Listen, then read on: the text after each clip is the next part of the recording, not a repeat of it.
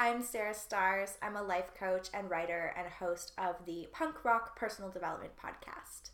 Thank you so much for having me on the 8 and 8 series, Ebony. I'm always so fascinated to hear what other people respond to these questions, so I'm really excited to give my own input. And since I only have 8 minutes, let's dive right in. So, what does being an entrepreneur mean to you? For me, being an entrepreneur is inherently creative. It's about bringing new ideas or products or processes or services to life. It's different than being a freelancer, which is all about trading time for money.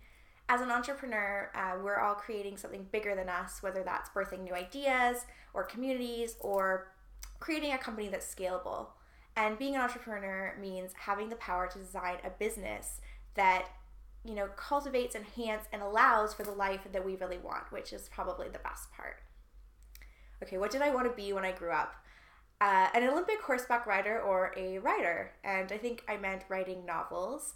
That was the kind of writing that I aspired to when I was younger, and I still have plans to do some fiction writing one day, but I think I've ended up in the right place for me, and luckily it still involves lots of writing, and hopefully one day it'll involve some horses too.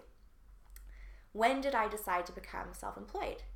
So I dabbled in self-employment as early as, I guess, 2012. I dove into working as a freelance writer without any plan or business knowledge, and it's a little bit crazy to think about now because I'm kind of so steeped in that small business world, and the way that I went about things were completely backwards. But I wanted to support myself while I was traveling and working on a passion project. I was launching a magazine with a friend.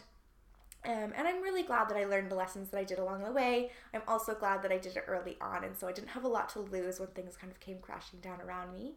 And when I moved from Canada to the UK, I ended up getting a 9-to-5 job again. I don't know if you've ever looked at the Canada to UK exchange rate, but there wasn't any way I was going to be paying my rent working with Canadian writing clients. So I knew I wanted to work for myself again, but I wasn't sure in what capacity, and giving myself that financial security of a full-time job while I figured it out and those ideas started to blossom was actually really important to the process. It took about a year for that vision to kind of flush itself out and really take shape for me, and another year to get things in place so I could quit my job.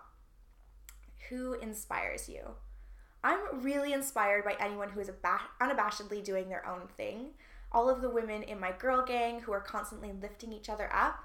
And to name a few examples, I'm really inspired by Kathleen Hanna, Alexandra Franzen, Lisa Lister, and of course Ebony, who has really helped me to take ownership of my own inner maven. What is non-negotiable in your schedule?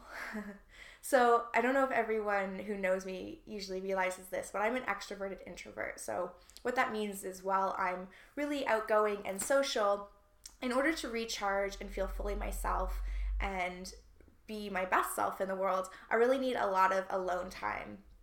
So for me, it's non-negotiable to strike the right balance between work, time alone, and going on adventures. What makes you feel arg? Okay, so I feel really arg whenever I step out of my truth and got caught up in what I should be doing rather than what's aligned with my value filter and my own inner guidance system.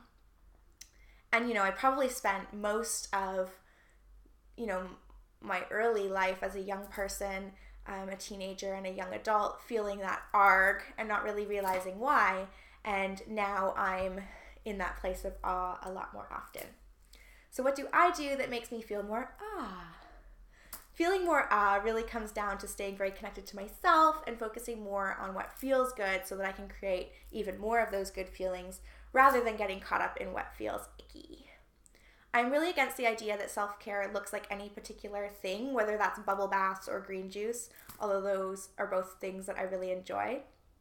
I think the best way I can take care of myself is by regularly checking in with what I want and need. And regularly means, semi-constantly, not once a week or once a month when you're doing some sort of planning ritual, but really on a day-by-day, hour-by-hour basis, seeing how am I feeling right now and what do I need? And then I can give myself those things.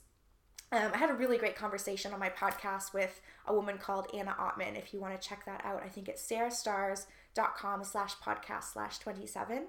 So sometimes when I do those check-ins, it might mean that I need a yoga class or a green juice, but oftentimes it might mean a slice of chocolate cake or going out for a kind of wild night with my friends and dancing a lot. It's all about the intention and the fulfilling those needs for myself.